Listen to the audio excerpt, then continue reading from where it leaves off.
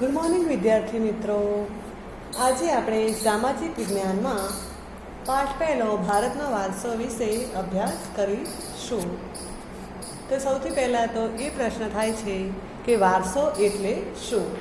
તો વારસો એટલે આપણા પૂર્વજો તરફથી મળેલી અમૂલ્ય ભેટ છે, એટલે કે મિલકત છે. તાજમહેલ એ આપણને પૂર્વજો તરફથી મળેલી ભેટ છે. બાપદાદાના જમાનામાં આપણને જે કંઈ મળેલું હોય તેને વારસો કહેવાય છે. જંગલો, ભાષા, બોલી, તહેવારો આ વગેરે છે એ બધો વારસામાં સમાવેશ થાય છે. ભારત દેશ છે એ પ્રાચીન સંસ્કૃતિ ધરાવતો દેશ છે, એટલે કે પ્રાચીન અને અર્વાચીન એ બંને વચ્ચે તફાવત જોવા મળે છે. તો પ્રાચીન એટલે જૂનું અને અર્વાચીન એટલે નવું થાય છે. તો પ્રાચીન સંસ્કૃતિ ધરાવતો દેશ છે, એટલે કે જૂની સંસ્કૃતિ ધરાવતો દેશ છે. ભારતના પ્રાચીન ગ્રંથ વિષ્ણુ પુરાણમાં ભારત વિશે શું કહેવામાં આવ્યું છે? એટલે કે પ્રાચીન ગ્રંથ જૂના ગ્રંથમાં વિષ્ણુ પુરાણ છે, એમાં શું કહેવામાં આવ્યું છે? તો ઉત્તર યસ્ મૃદ્રસ્ય હિમાદેશ્ય દક્ષિણામ વર્ષ તદ ભારત નામ ભારતીયત્ર સંસતિ. એનો અર્થ થાય છે કે સમુદ્રની ઉત્તરે અને હિમાલયની દક્ષિણે આવેલ સ્થળનું નામ ભારત વર્ષ છે. તો ભારત વર્ષ કોનું નામ છે? તો સમુદ્રની ઉત્તરે અને હિમાલયની દક્ષિણે આવેલ સ્થળનું નામ છે, જેના સંતાનો ભારતીય છે તેમ કહેવાયું છે. ભારતમાં શુભ કાર્ય પ્રારંભે લેવાતા સંકલ્પોમાં ભારત વર્ષ, ભારતખંડ, જંબુદ્વીપ, આર્યાવર્ત વગેરે શબ્દોનો ઉપયોગ થાય છે. તો પૂર્વ, પશ્ચિમ અને દક્ષિણ, પૂર્વ, પશ્ચિમ અને દક્ષિણ આ ત્રણ દિશાઓમાં સમુદ્ર અને ઉત્તર દિશામાં હિમાલયની ગિરિમાળા એવી કુદરતી સીમાઓ ધરાવતો આપણો દેશ છે.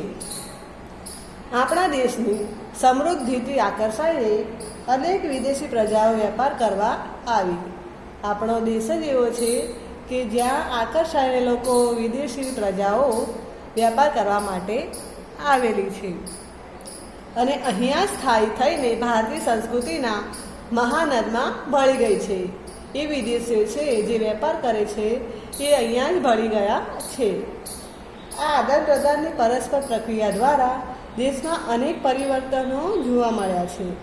આવી આદાન પ્રદાન અને પરસ્પરની પ્રક્રિયા દ્વારા દેશમાં પરિવર્તનો સરસ જોવા મળ્યા છે અને એ જ રીતે એક પેઢીમાંથી બીજી પેઢીમાં આપણા વારસાનું હસ્તાંતરણ થયું છે અને તેનો સંપૂર્ણ સાતત્યપૂર્ણ વિકાસ થયો છે. હવે ભારતના વારસામાં ભારતનું સ્થાન અને વિસ્તાર એ કેટલું છે તે વિશે જાણીશું. વર્તમાન ભારતના સ્થાન, કદ અને વિસ્તાર વિશે આપણે ધોરણ 9માં ભણી ગયા છીએ અને પ્રાચીન સમયનું એટલે કે જૂના સમયનું ભારત ઘણું વિશાળ હતું અને હાલમાં પણ ભારત વિસ્તારની દ્રષ્ટિએ વિશ્વમાં 7મા ક્રમે આવે છે અને જનસંખ્યાની દ્રષ્ટિએ બીજું સ્થાન ધરાવે છે. વૈવિધ્ય સફળ વારસો આપણા ભારતનો કેવો છે તે વિશે આપણે જાણીશું. ભારત ભૂમિએ આપણને અને વિશ્વને સમૃદ્ધ અને વૈવિધ્યપૂર્ણ વારસો આપ્યો છે. ભારતીય સંસ્કૃતિ શાંતિપ્રિય અને વેપારી રહી છે. ભારતની સંસ્કૃતિમાંથી સત, ચિત્ત, આનંદનો અનુભવ પ્રાપ્ત થાય છે. ભારતની સંસ્કૃતિમાંથી આપણને શું પ્રાપ્ત થાય છે? સત, ચિત્ત અને આનંદ. આ ઉપરાંત અહીં આવીને વસેલી ભિન્ન ભિન્ન સંસ્કૃતિ સાથેના આદાન પ્રદાન થકી ભારતીય સંસ્કૃતિ સમૃદ્ધ બની છે. એટલે કે અલગ અલગ સંસ્કૃતિમાં આવેલા લોકો, અલગ અલગ સંસ્કૃતિના લોકો આવીને વસ્યા છે. તેના લીધે આપણું ભારત ખૂબ જ વિશાળ બન્યું છે અને સમૃદ્ધ બન્યું છે. તેણે અપનાવેલ અહિંસા અને શાંતિના મૂલ્યોની આજે વિશ્વભરમાં પ્રશંસા અને સ્વીકાર થયો છે. સિંધુ ખીણની સંસ્કૃતિના લોકોથી શરૂ કરીને આજ દિન સુધીના લોકોએ ભારતને પોતાની આવડત, બુદ્ધિ, શક્તિ અને કલા કૌશલ્ય દ્વારા સમૃદ્ધ બનાવ્યું છે. એટલે કે સિંધુ ખીણની જે જૂની સંસ્કૃતિના લોકોથી શરૂ કરીને આજ દિન સુધી જે પોતાની આવડત હતી, બુદ્ધિ હતી અને કલા કૌશલ્ય હતું તે બધું સમૃદ્ધના આરે આવ્યું છે.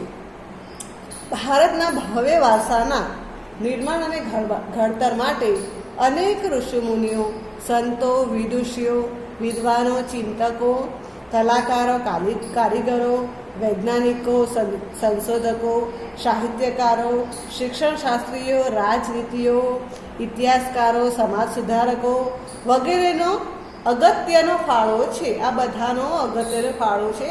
તેના લીધે ભવ્ય વારસાનું નિર્માણ થયું છે. તેમના ધર્મ, શાસન શૈલી, ભાષા, કલા, ચિત્ર, બોલી, પહેરવેશ અને રીત રિવાજો વગેરે પણ ભારતને મળ્યા છે. આ રીતે ભારતમાં ભાતીગળ સંસ્કૃતિનું નિર્માણ થયું છે. ખૂબ જ સરસ રીતે આપણા દેશમાં ભાતીગળ સંસ્કૃતિનું નિર્માણ થયેલું જોવા મળે છે. હવે આપણે ભારતના વારસામાં આપણી સંસ્કૃતિ વિશે જાણીશું કે ભારતની સંસ્કૃતિ કેવી છે. તો ભારતની સંસ્કૃતિ એટલે જીવન જીવવાની રીત. પહેલાં તો સંસ્કૃતિ એટલે શું? તો જીવન જીવવાની રીત. દેશ કે સમાજમાં કાળક્રમે બદલાતા સંજોગો અનુસાર જનજીવનમાં આવતા પરિવર્તનો, જે આપણા જનજીવનમાં જે પરિવર્તનો જોવા મળે છે તેને સુધારા, રાજનીતિ, રીતિ ઇત્યાદિ વગેરે ભિન્ન ભિન્ન સમાજોની સંસ્કૃતિ બને છે. સંસ્કૃતિ એટલે માનવ મનનું ખેડાણ અને તેમાં માનવ સમાજની ટેવો, મૂલ્યો, આચાર વિચાર, ધાર્મિક પરંપરાઓ, રહેણીકરણી, જીવનને ઉચ્ચતમ ધ્યેય સુધી લઈ જતા આદર્શોનો સરવાળો છે એમ પણ કહી શકાય છે. તો સંસ્કૃતિ એટલે માનવ મનનું ખેડાણ અને તેમાં માનવ સમાજની ટેવો, મૂલ્યો, આચાર વિચાર, ધાર્મિક પરંપરાઓ, રહેણીકરણી અને જીવનને ઉચ્ચતમ ધ્યેય સુધી લઈ જતા આદર્શોનો સરવાળો છે.